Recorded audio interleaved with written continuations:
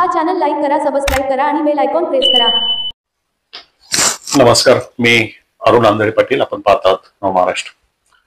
आज आपण अहिल्यानगर जिल्ह्यातील पारनेर तालुक्यातील ज्या राजकीय घडामोडी सध्या सुरू आहेत त्याविषयी चर्चा करणार आहोत। आता लवकरच जिल्हा परिषद, पंचायत समिती आणि आपण ज्याला म्हणतो महानगरपालिका, नगरपालिका यांच्या निवडणुका येणार आहेत आणि त्याची चाहूल लागल्यामुळे जे राजकीय कार्यकर्ते म्हणा किंवा पदाधिकारी म्हणा किंवा जे उमेदवार आहेत, जे इच्छुक उमेदवार आहेत, त्यांनी आपली तयारी सुरू केलेली आहे। कोणी वेगवेगळे कार्यक्रम राबवत आहे, कोणी आरोग्य शिबिर घेत आहे, कोणी चष्म्याचे शिबिर घेत आहेत, कोणी उद्घाटन करत आहेत। अशा प्रकारची जी ज्याला आपण ती सुरुवातीची नौटंकी म्हणतो, निवडून येण्यासाठीची जी नौटंकी असते, नाटक असतं, ते या कलाकारांनी सुरू केलेलं आहे। मग आता महाराष्ट्रभर सुरू आहे, मग पारनेर तालुका त्याला कसा अपवाद असेल? कारण पारनेर तालुक्यात खूप मोठमोठे कलाकार राजकीय क्षेत्रात वावरत आहेत आणि त्यामुळे या ठिकाणी देखील आता सुरुवात झालेली आहे। आपण आता एका गटाचं म्हणा किंवा जिल्ह्यातील ज्या काही जिल्हा परिषद गट आहे, पंचायत समिती, याचं विश्लेषण करणारच आहोत। पण सुरुवात आपण पारनेर तालुक्यातील टाकळी ढोकेश्वर या गटातून करत आहोत। टाकळी ढोकेश्वर हा जिल्हा परिषद गट असून कर्जुले हरिया आणि टाकळी असे दोन पंचायत समिती या गटात आहेत आणि या ठिकाणी भारतीय जनता पक्षातर्फे सुजित झावरे पाटील हे इच्छुक आहेत आणि त्यांनी त्या साठीचे प्रयत्न देखील सुरू केलेले आहेत। वेगवेगळ्या कामांची उद्घाटन देखील त्यांनी तो धडाका सुरू केलेला आहे। परंतु त्याचबरोबर भारतीय जनता पक्षाची जी महायुती आहे त्यामध्ये राष्ट्रवादी काँग्रेस, अजित पवार, शिंदे शिवसेना आणि भारतीय जनता पक्ष हे तीन गट आहेत। दुसरीकडं काँग्रेस, राष्ट्रवादी काँग्रेस, शरद पवार गट आणि शरद पवार गट झाल्यानंतर काँग्रेस आहे आणि उद्धव ठाकरे शिवसेना, अशा प्रकारे ही युती आणि आघाडी आहे। परंतु मित्रांनो, खरंच भारतीय जनता पक्ष असेल किंवा राष्ट्रवादी अजित पवार गट असेल यांच्यामध्ये महायुती आहे का? महायुती दिसते का? तर ही महायुती दिसत नाही मित्रांनो। एकमेकांचे पाय खेचण्यात हे सारे मग्न आहेत। आता त्यातच सुजित झावरे पाटलांनी एक राजकीय बॉम्ब टाकलेला आहे असं म्हणूया आपण, कारण त्याने नुकतंच एक यादववाडी या ठिकाणी वक्तव्य केलंय की निवडणुकी अगोदर माझ्या पाया पडणारे आता माझे पाय खेचत आहेत आणि हे त्यांनी आमदार काशीनाथ दाते यांना उद्देशून हे वाक्य त्यांनी त्या ठिकाणी उच्चारलं होतं आणि आपल्या मनात जी खतखत आहे, ज्या भावना आहेत, त्यांनी त्या ठिकाणी व्यक्त केल्या। ते असे त्या ठिकाणी म्हणाले की आमच्या झावरे कुटुंबियाने नेहमीच जनतेची सेवा केली, पण काही राजकीय पुढारी निवडणुकीनंतर मला टार्गेट करत आहेत। माझ्या मतांचा वापर करून पदे मिळवायची, निवडणुका जिंकवायच्या आणि माझ्याबद्दल तिरस्कार ठेवायचा, हा दुपट्टीपणा आहे। निवडणुकी आधी पाया पडणारे आज माझा पाय ओढण्यात मग्न आहेत। यापेक्षा कलियुगाचा दुसरा अर्थ काय? सर्व पुढारी एका बाजूला आणि मी एका बाजूला असे आज तालुक्यात चित्र आहे। तरीही जनतेच्या हक्कांसाठी मी खंबीरपणे लढत राहील व मला मनाला ज्या वेदना होत असल्या माझ्या, तरी हे चेहऱ्यावर हसू ठेवून कुटुंबियांचा राजकीय वारसा मी पुढे नेला, असे मत त्यांनी व्यक्त केले। श्री गणेश चतुर्थीच्या निमित्ताने पारनेर तालुक्यातील यादववाडी येथील श्री गणेश मंदिर सभा मंडप बांधकामाचे भूमिपूजन सुजित झावरे पाटील यांच्या हस्ते झाले। त्यावेळी ते बोलत होते। या सभेच्या अध्यक्षस्थानी माजी सभापती गणेश शेळके होते। तर आपण पाहिलं त्यांनी जी खतखत होती ती बोलून दाखवली। आता आपण या राजकीय ज्या घडामोडी आहेत त्या बदलाबद्दल आज आपण या थोडक्यात विश्लेषण करणार आहोत। पहिल्याच वर्षी वसंतराव झावरे पाटील हे 2 वेळा या तालुक्याचे आमदार होते। त्याचबरोबर जवळजवळ 15 वर्षे ते पंचायत समितीचे सभापती होते आणि त्यांचा एक खूप मोठा चाहता वर्ग, त्यांचे कार्यकर्ते तालुक्यामध्ये होते। बरेचसे त्यात म्हणजे त्यांचे निधन झाले आहे, पण बरेचसे कार्यकर्ते आजही वसंतराव झावरे पाटलांना मानणारे या तालुक्यात आहेत आणि त्यांचाच वारसा जे सुजित पाटील चालवत आहेत तीच पुण्याई सुजित पाटलांच्या पाठीमागे आहे। सुजित पाटलांनी आपलं असं काही कर्तव्य नवीन दाखवलेलं तालुक्यात तरी दिसत नाही। आपली जी पाटीलकी गेली, पाटीलक्या गेल्या, पाटलांचे वाडे गेले, परंतु सुजित पाटलांची पाटील म्हणून वावरण्याची जी घमेंड ती आजही त्यांच्यात शिल्लक असल्यामुळं त्यांना ही वेळ आलेली आहे। त्यांनी मागे आमदारकीच्या वेळेला आपण पाहिलं तिकीट मागण्याचा प्रयत्न केला. शेवटी ते त्यांचे काही कार्यकर्ते शरद पवार यांच्याकडे सुद्धा गेले होते आणि त्याला आम्ही साक्षीदार आहेत. आम्ही त्यावेळी ते जो दवाखाना खासदार निलेश लंके यांना जो त्याने तो फिरता दवाखाना मोबाईल व्हॅन आणली होती, तिचं उद्घाटन बारामती येथे शरदचंद्र पवार यांच्या हस्ते होतं. आणि योगायोगाने मी देखील निलेश लंके खासदार यांच्या बरोबर त्या मोबाईल व्हॅनच्या उद्घाटनाला गेलेलो होतो. परंतु त्याच वेळी काही कार्यकर्ते सुजित पाटलांचे, त्यात विशेष करून अरुण ठाणगे आणि त्यांच्याबरोबर अजून 22 कार्यकर्ते त्या ठिकाणी आले होते आणि ते सुजित पाटील यांना उमेदवारी द्यावी याविषयी ते चर्चा शरद पवारांबरोबर करणार होते.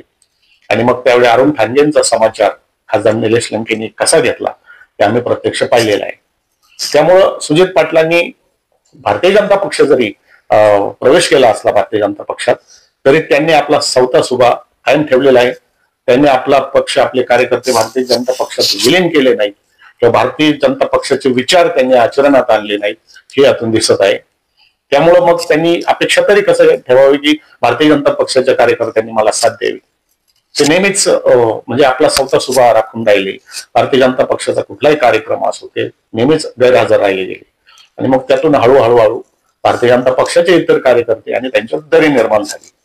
आज भारतीय जनता पक्षाचे तालुक्यातील जेवढे कार्यकर्ते पदाधिकारी आहेत ते सर्व राष्ट्रवादी काँग्रेसचे अजित पवार गटाचे आमदार काशीनाथ दाते सर यांच्या बरोबर आहेत.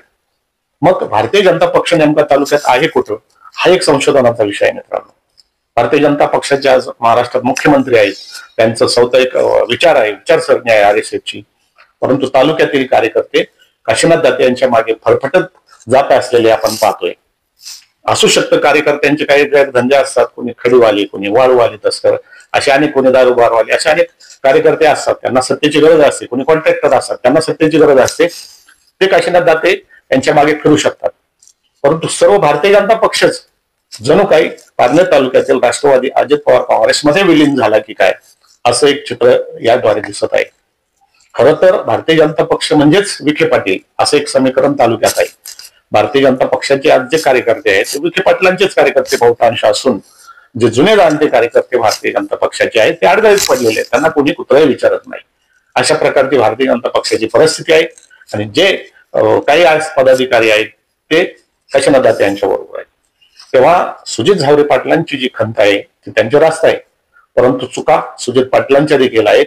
ते कधीही तनमन धनाने भारतीय जनता पक्षात विलीन झाले नाहीत. आपला सवता सुभा त्यांनी कायम ठेवला आणि त्यामुळे आज एकाकी पडण्याची वेळ त्यांच्यावर आलेली आहे. यावेळी ज्यावेळी विधानसभेची निवडणूक झाली त्यावेळी जेव्हा तिकीट वाटपाचा तिढा झालेला होता त्यावेळी काशीनाथ दाते इच्छुक होते, सुजित पाटील इच्छुक होते, माधव लामखडे इच्छुक होते आणि विजय सदाशिव आवटी हे देखील इच्छुक होते. आता यामध्ये तिकीट द्यायचं कोणाला, तर तिकीट देण्याच्या वेळी जे नाटक आपण पाहिली, कोणाला मिटिंग, इकडे मिटिंग, तिकडे मिटिंग, परंतु अजित पवारांच्या मनात असं होतं की सुजित पाटलांना तिकीट द्यायचं नाही, कारण सुजित पाटील तिकीट मागण्यासाठी शरद पवारांकडे गेलेलं, त्यांच्या कानावर गेलेलं होतं. त्यामुळे सुजित पाटलांचा पत्ता त्यावेळेसच कट झाला होता मित्रांनो. दुसरीकडे राहिले विखे पाटील. विखे पाटलांनी जेव्हा चाचपणी केली सगळीकडे तेव्हा त्यांना दिसलं की काशीनाथ दाते हेच योग्य उमेदवार आहेत. परंतु काही घटना काशीनाथ दातेंच्या बाबतीत देखील घडलेल्या होत्या ज्यामुळे त्यांची बदनामी होत होती. परंतु ते सारं काही बाजूला ठेवून विखे पाटलांनी आणि अजित पवारांनी काशीनाथ दाते यांच्या नावाला पसंती दिली.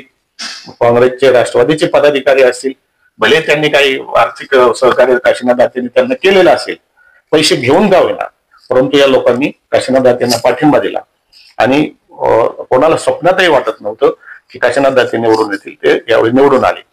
त्यात मुख्य चुका खासदार निलेश लंके यांच्याच होत्या, त्यांच्या कार्यकर्त्यांच्या होत्या. नाही तर 1000-1500 मतांनी पराभव होणं ही नामुष्की खासदार निलेश लंकेंवर का आली ते त्यांनी त्याचा विचार करायला पाहिजे. निलेश लंके नेहमी सांगत राहिले आपण 1 लाखाच्या फरकाने निवडून येणार आणि त्याच्यामुळं ते अशा भ्रमात राहिले मित्र. आणि निलेश लंके असतील किंवा त्यांचे कार्यकर्ते असतील, या सर्व जे 1 लाखाने आपण निवडून येऊ या भ्रमात राहिले आणि विशेष करून निलेश लंकेंनी मतदारसंघाकडे जास्त लक्ष दिलं नाही. ते बाहेर फिरत राहिले आणि त्याचाच फायदा काशीनाथ दाते यांना भेटला. निलेश लंके यांचे जे कार्यकर्ते होते, जे राष्ट्रमंडळ आपण ज्याला म्हणतो, ते गाफील राहिले. त्यांना माहिती होतं आता आपण 1 लाखांनी साहेब येणार आहेत निवडून, राणीताई लंके निवडून येणार आहेत. मग त्यांनी सुद्धा दाखल राहिल्यामुळं हा पराभव त्यांचा झाला. आता त्यांचे कार्यकर्ते जे आहेत त्या यातून बोध घेतील भविष्यामध्ये, असं आपण गृहीत धरूया. तर विषय आपला होता सुजित झावरे पाटलांचा. अशामुळं सुजित झावरे पाटलांवर ही नामस्की आलेली आहे. त्यांचा जो स्वभाव आहे पाटीलकीचा, तो जोपर्यंत बदलत नाही, आपण पाटील नसून आता सामान्य लोक आहोत, हे जेव्हा पाटलांच्या ध्यानात येईल त्यावेळेस त्यांच्या मागे यश राहील. तरी सुद्धा आज म्हणजे आज मितीपर्यंत टाकळी ढोकेश्वर गटातून सुजित झावरे पाटलांसमोर पर्याय उभा राहिला असा उमेदवार दिसत नाही असते. कारण त्यांच्या समोर उभे राहण्यासाठी काशीनाथ दाते उमेदवार होते, पण ते आमदार झाल्यामुळे आता त्यांचा मार्ग विजयाचा मोकळा आहे.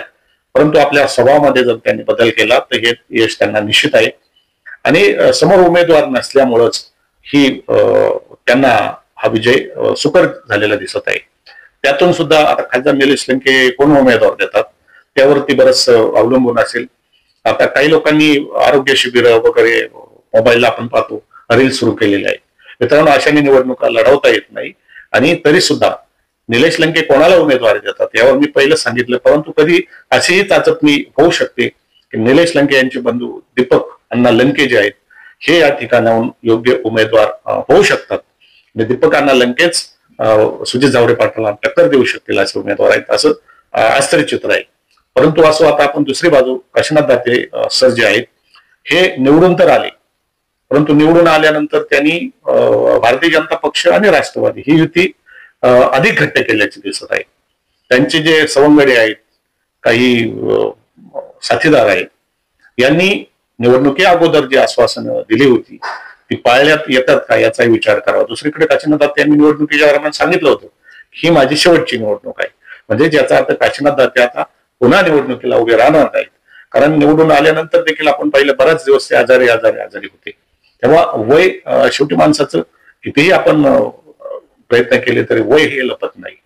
आणि अशामुळं काशीनाथ दाते असेल किंवा भारतीय जनता पक्ष असेल किंवा शिवसेना शिंदे गटाचे असेल, आता शिंदे गटाचं प्राबल्य या ठिकाणी दिसत नाही बहुतेक. आता नुकतेच बाळासाहेब माळे यांना उपाध्यक्ष केले जामगावचे, परंतु संघटना कौशल्य आणि तालुक्यात राहून लोकांचे सेवा करण्याचं काम जोपर्यंत होत नाही तोपर्यंत शिंदे गटाला या ठिकाणी पाय रोवता येणार नाहीत.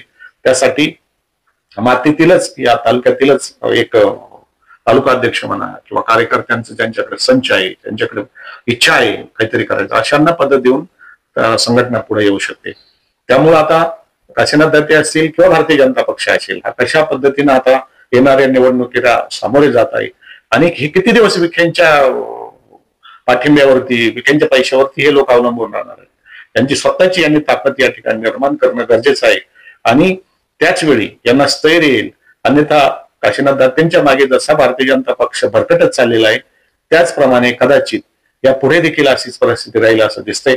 आणि जोपर्यंत भारतीय जनता पक्ष असेल किंवा राष्ट्रवादी अजित पवार असेल एक दिलाने एक संघ म्हणून काम करत नाहीत तोपर्यंत यश त्यांना मिळणं अवघड आहे. मित्रांनो, तरी सुद्धा विखे पाटलांची जादू काहीही करू शकते, आपण या निवडणुकीत पाहिले. तुमचं इतकेच. धन्यवाद. नवमहाराष्ट्रासाठी अरुण आंधळे पाटील. मित्रांनो, आपण हा चॅनल सबस्क्राईब करा, लाईक करा आणि बेल आयकॉनचे बटन दाबा.